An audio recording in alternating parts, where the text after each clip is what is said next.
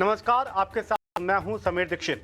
एक अहम समस्या जो लगातार बढ़ती जा रही है और उठाए गए कदम कारगर साबित नहीं हो रहे हैं और उसी पे चर्चा करेंगे।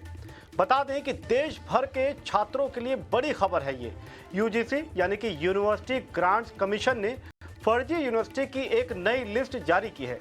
ऐसी यूनिवर्सिटी जो बिना किसी मान्यता के चल रही है और अब यूजीसी ने साफ कहा है कि इन संस्थानों से ली गई कोई भी डिग्री मान्य नहीं होगी। सबसे ज्यादा फर्जी यूनिवर्सिटीज दिल्ली में पाई गई हैं, जबकि उत्तर प्रदेश, आंध्र प्रदेश, पश्चिम बंगाल, महाराष्ट्र और पुडुचेरी भी इस लिस्ट में शामिल हैं। यानी देश का राज्य कोई भी हो, छात्र अब तक ऐसे तमाम संस्थानों से पढ़ाई करके निकल रहे हैं जो कि फर्जी हैं, जो सही नहीं हैं और जो किसी भी तरीके से डिग्री देने का अधिकार नहीं रखते हैं। जाहिर है मामला काफी बड़ा है और ऐसे में कई अहम सवाल उठते हैं। सवाल ये भी कि ये फर्जी यूनिवर्सिटी इतने लंबे समय से चल कैसे रही हैं, कब इन पर कोई सख्त कार्रवाई होगी और कब तक छात्रों के भविष्य से यूं ही खेला जाता रहेगा। इन तमाम अहम सवालों पर हम जवाब लेंगे और समझेंगे कि ये जो विषय है, ये जो समस्या है, आखिर इसकी मूल वजह क्या है और संभावित तौर पे यूजीसी क्या कुछ कदम उठा सकती है। और इसी पर हमारे साथ हमारे विशेषज्ञ, हमारे एक्सपर्ट जुड़ेंगे। विकास प्रकाश, विकास जी स्वागत है आपका। और जिस विषय का हम बात कर रहे हैं, फर्जी यूनिवर्सिटी की, सबसे पहला सवाल मैं आपसे यही पूछूंगा कि आखिर यूनिवर्सिटी को, इन फर्जी यूनिवर्सिटी को पहचान करने में यूजीसी को इतना वक्त क्यों लग जाता है?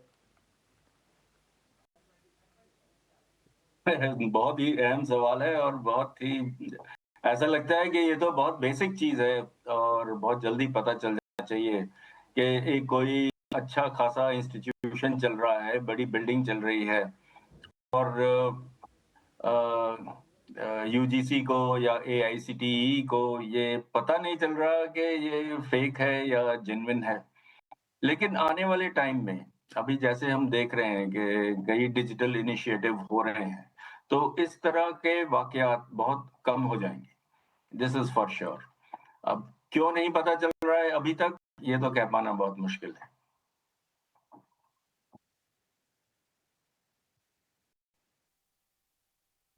इसी वक्त हमारे साथ एक और खास मेहमान जो चंद्र बी शर्मा जी, जो कि पूर्व चेयरमैन हैं एनआईओएस के।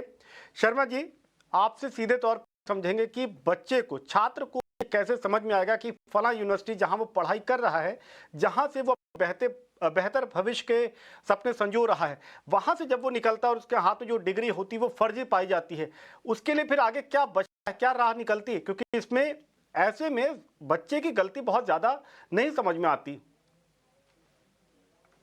देखिए, मैं 2 बातें कहूँगा। ये काम एसोसिएशन ऑफ इंडियन यूनिवर्सिटीज़ का है, जो देखती है कि यूनिवर्सिटी कैसी है, क्या है, और उसका वेबसाइट ये डिक्लेयर करता है। तो दुनिया भर को अगर चाहिए कि भारत के किस यूनिवर्सिटी से डिग्री मिली है, तो एसोसिएशन ऑफ इंडियन यूनिवर्सिटीज़ के पर वो जाके देखता है और समझ लेता है कि ये यूनिवर्सिटी कैसी है।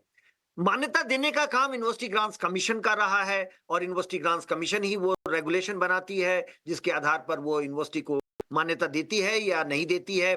और अंततोगत्वा संसद या विधानसभाएं ही किसी भी विश्वविद्यालय को मान्यता देती है। यूनिवर्सिटीज बनती ही हैं एक एक्ट के द्वारा, जो कि अगर केंद्र के अधीन है वो तो संसद से पारित होता है और अगर राज्य के अधीन है तो विधानसभा से होता है। मुझे ताज्जुब है कि कैसे ऐसी कोई भी संस्था काम कर सकती है जिसका कि एक्ट विधानसभा या हमारे संसद से पास नहीं है। निश्चित तौर पर पास है। अब सवाल ये उठता है कि एक बार एक विश्वविद्यालय बन गया, वो कौन सी डिग्री देगा? हर एक डिग्री के लिए एक स्टैट्यूट पास करना पड़ता है और तभी वो यूनिवर्सिटी वो डिग्री दे सकती है। तो आपने एक यूनिवर्सिटी तो क्रिएट कर दिया किसी के कहे हुए, किसी के प्रभाव में, किसी के दबाव में। मुझे ये कहते हुए बिल्कुल संकोच नहीं हो रहा है, क्योंकि मुझे याद है वो इतिहास जब जोगी जी हुआ करते थे छत्तीसगढ़ के मुख्यमंत्री, और 108 विश्वविद्यालयों को इलेक्शन में जाने के कोई 15 दिन, एक महीना पहले 108 विश्वविद्यालयों को, निजी विश्वविद्यालयों को पहली बार भारत में मान्यता दी गई थी। और हम में से कुछ लोग कोर्ट में गए और इसके खिलाफ वहां अर्जी लगाई और ये सारी यूनिवर्सिटीज की मान्यता हुई थी। इसके पहले प्राइवेट यूनिवर्सिटीज नहीं थे। आप डीम्ड यूनिवर्सिटी कहते थे, आप इस तरह से संस्थाओं को अधिकार देते थे, लेकिन यूनिवर्सिटी अंडर प्राइवेट नहीं था। लेकिन हम सबको पता है कि सबसे बड़ा बिजनेस एजुकेशन है। जितने भी सेक्टर है उसमें सबसे ज्यादा पैसा शिक्षा में है। तो जहां शहद होगा मधुमक्खियां तो लगेंगी। तो आप जो कह रहे हैं कि ये फर्जी यूनिवर्सिटी है, मेरा उल्टा एक प्रश्न होगा, जरा पता करिए कि यूनिवर्सिटी है किसकी। तो बड़े लोगों की यूनिवर्सिटी है, बड़े रसूखदार लोग हैं, तो वो तो ये करेंगे, और आपका कानून और आपका संसद, आपकी पुलिस आंख मूंदे रहेगी। तो आप विद्यार्थियों की कहां चिंता कर रहे हैं? तो आपको तो चिंता विद्यार्थियों की पहले ही थी। आपको चिंता थी कि बड़े लोगों को कैसे ऑब्लाइज किया जाए, और इन्हीं लोगों ने यूनिवर्सिटी खोला, तो ये काम तो होगा ही। कई यूनिवर्सिटी ऐसे होते हैं जिनको कि पीएचडी देने का अधिकार नहीं होता है, लोग हैं। क्योंकि आप ठीक है, आपकी बात मानी, मैं आपकी बात मान गया मैं कि बड़े लोग हैं, रसूखदार लोग हैं। लेकिन शर्मा जी, यहाँ पे मैं इसलिए रोक रहा हूँ क्योंकि मैं विकास जी के पास वापस आऊंगा और उनसे ये जानना चाहूंगा उन बच्चों के भविष्य का क्या जो फिलहाल जाने अनजाने फर्जी यूनिवर्सिटी से डिग्री लेकर के इस वक्त मौजूद है, पास में वो डिग्री मौजूद है। अब उनके पास क्या विकल्प बचता है? वो किस दरवाजे खटखटाएं कि उनके जो साल बर्बाद हुए हैं और जिस फर्जी डिग्री को लेकर के वो घूम रहे हैं वो समय बर्बाद ना हो। देखिए, इसमें दो चीजें हैं।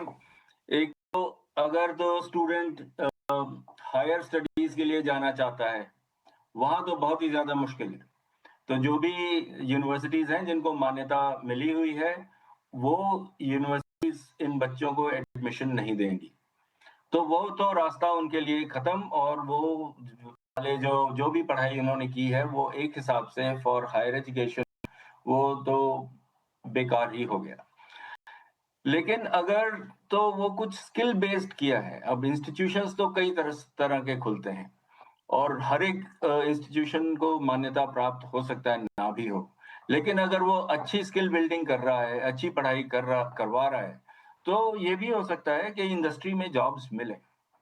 इंडस्ट्री में इस समय स्किल की बहुत ज्यादा जरूरत है, इसीलिए बहुत सारे इस तरह के इंस्टीट्यूशंस उभर कर आ रहे हैं। लेटर ऑन उनको फेक बोल दिया क्योंकि आगे हायर एडमिशन के लिए नहीं जा पाएंगे, तो फेक है। लेकिन अगर उसके सहारे किसी को नौकरी मिल रही है और उसका रोजगार चल रहा है, तो उसमें मुझे लगता है कोई ऐसी बड़ी नुकसान वाली बात भी नहीं। तो हमारे पैनल मेंबर बात कर रहे थे अजीत जोगी वाले वक्त की, तो उसमें उस समय भी मुझे याद है, हमारे एक जानकार थे, उन्होंने बहुत सिंसियरली छत्तीसगढ़ में अपनी यूनिवर्सिटी चलाने की कोशिश की थी, और वो ये भी चाह रहे थे कि उनका ऑलरेडी एक्सपीरियंस था यहाँ पे इंद्रप्रस्थ यूनिवर्सिटी के साथ, दिल्ली में एक सेंटर चलाते थे वो, इंस्टीट्यूशन था, यूनिवर्सिटी नहीं थी, इंस्टीट्यूशन था।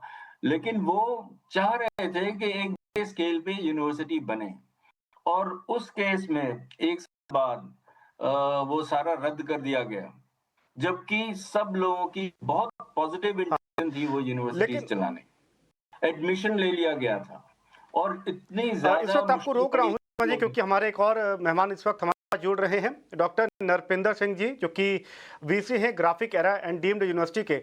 रोकने की वजह ये है कि चूंकि वो खुद एक यूनिवर्सिटी को चला रहे हैं। नरपिंदर जी, आपसे ये समझना चाहेंगे, जब हम कहते हैं फर्जी यूनिवर्सिटी, तो ये फर्जी क्या होता है?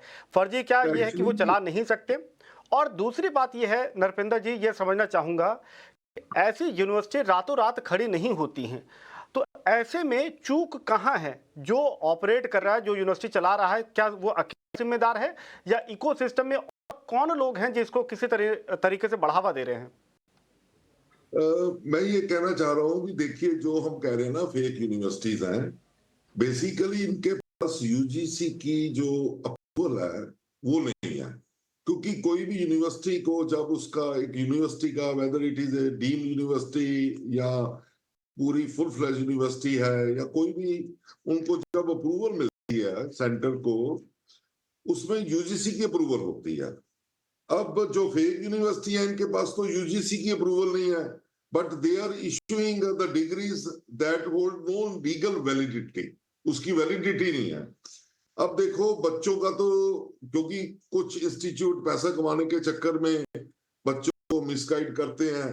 और ज्यादा इसमें इशू क्या है, एक माफिया है, कुछ एजेंट्स होते हैं जो मिडल मैन, वो बच्चों को कन्विंस करके ऐसी यूनिवर्सिटियों में एडमिशन करवा देते हैं। अब देखिए, अगर किसी बच्चे को किसी ने डिग्री ले ली है, अब उसको जॉब तो मिलेगी नहीं, ना ही वो हायर एजुकेशन में जा सकता है।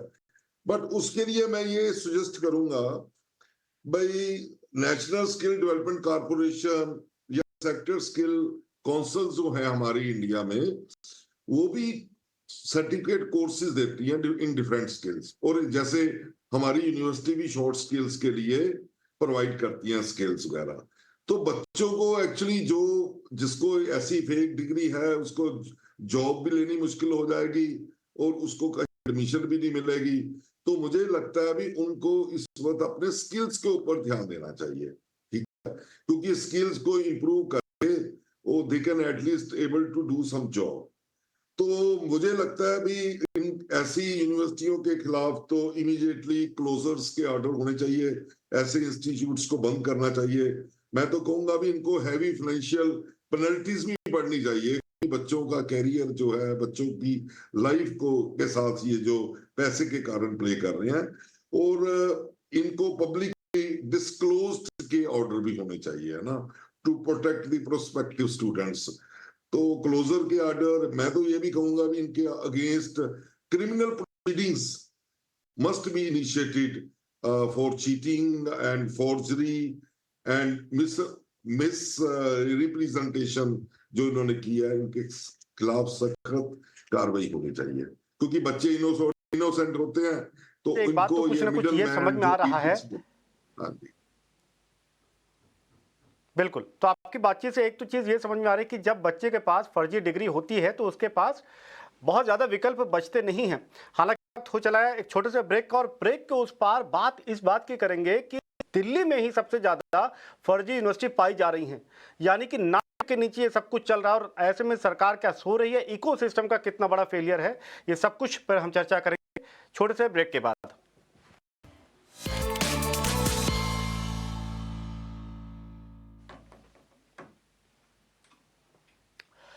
ब्रेक के बाद आप सभी का एक बार से स्वागत है। बड़ा सवाल यही कि फर्जी यूनिवर्सिटी पे लगाम कब लगेगी।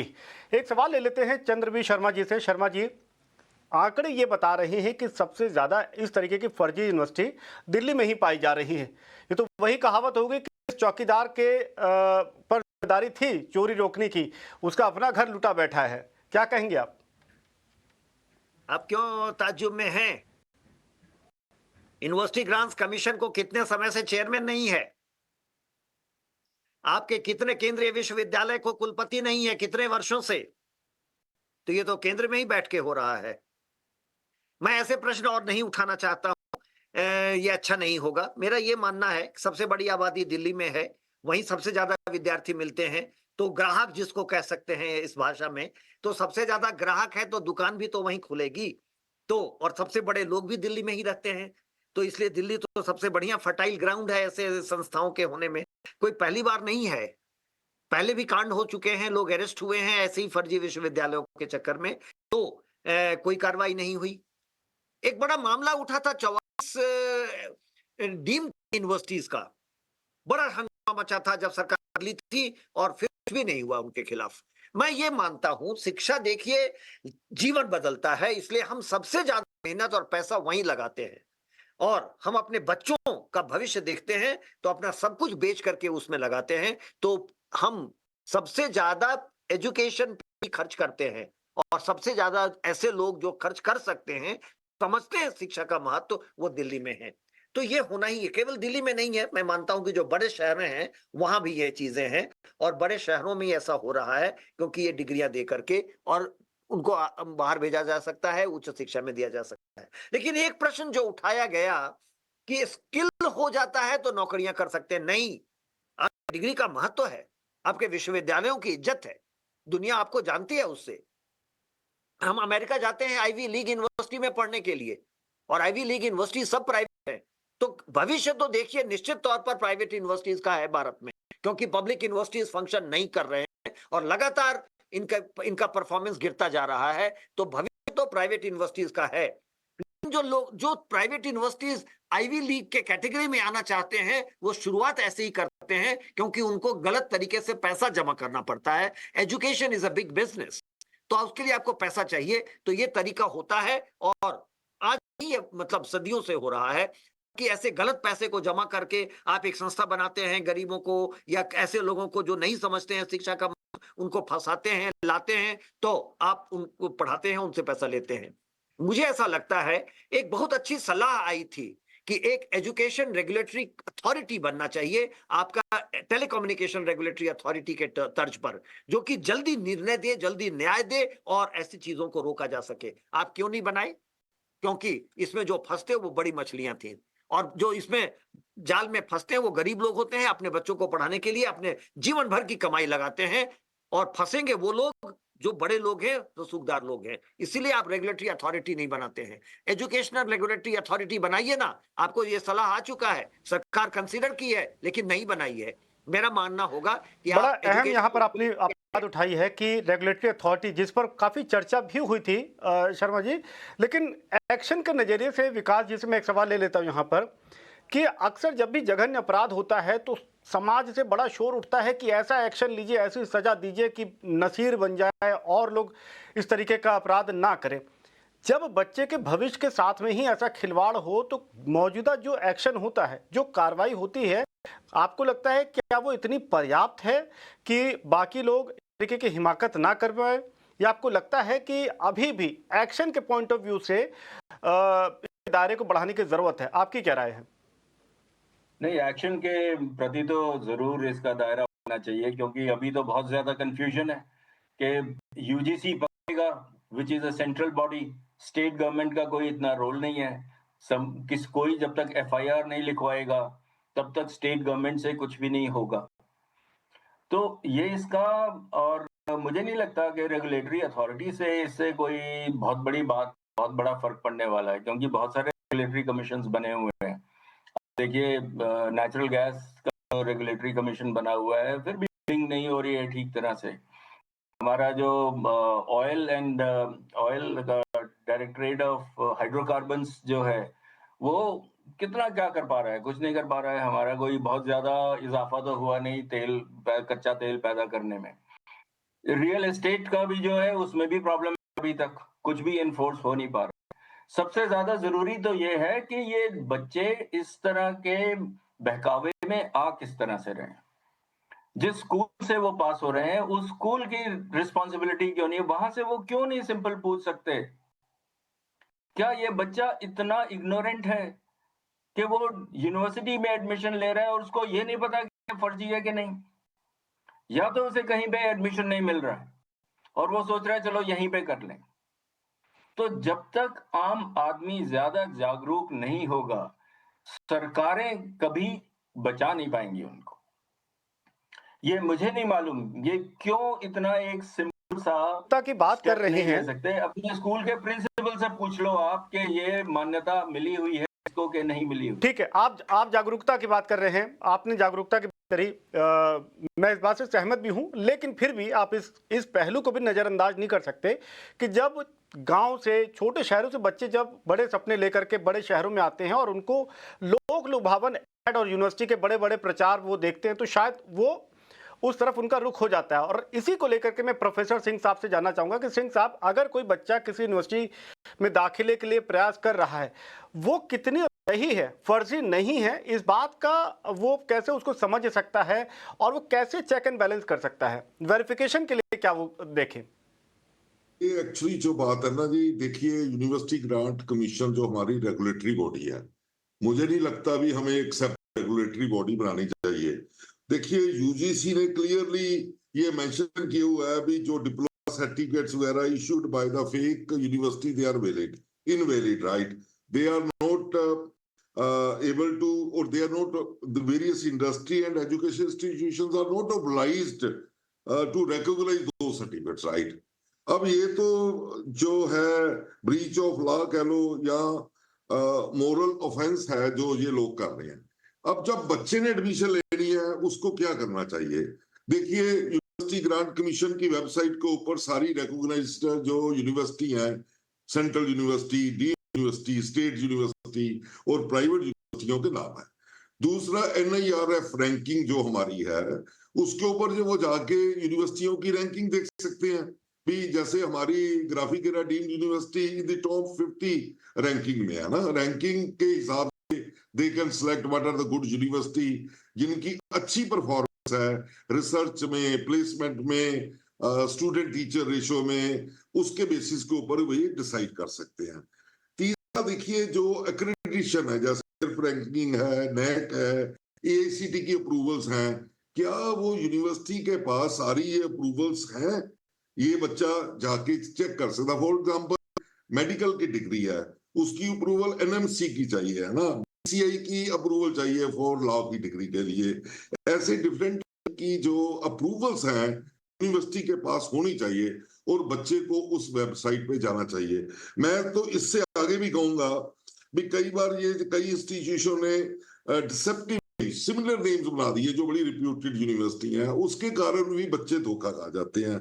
और मेरे हिसाब से बच्चों को, पेरेंट्स को कैंपस विजिट करना चाहिए, देखना चाहिए इंफ्रास्ट्रक्चर उनके पास क्या है, physically they must go and see the campus, उसमें क्या फैसिलिटी है, क्या जो उन्होंने वेबसाइट के ऊपर रखा है, क्या उनके पास सारा कुछ फैसिलिटीज अवेलेबल है।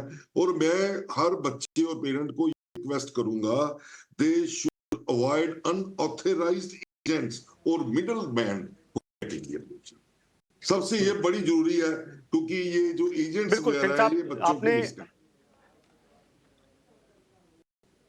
बिल्कुल बिल्कुल, ये एक ऐसा विषय है जिसमें आप जितनी चर्चा करें उतना ही कम नजर आता है, लेकिन फिर भी आप तीनों खास मेहमान हमारे साथ जुड़े और कम इस बड़े विषय पर आपने अपनी बात रखी और बताया कि बच्चे को जागरूकता के लिहाज से क्या कुछ चीज़ों को उसको ध्यान देना चाहिए और फर्जी यूनिवर्सिटी पर किस तरीके से और रोक लग सकती है।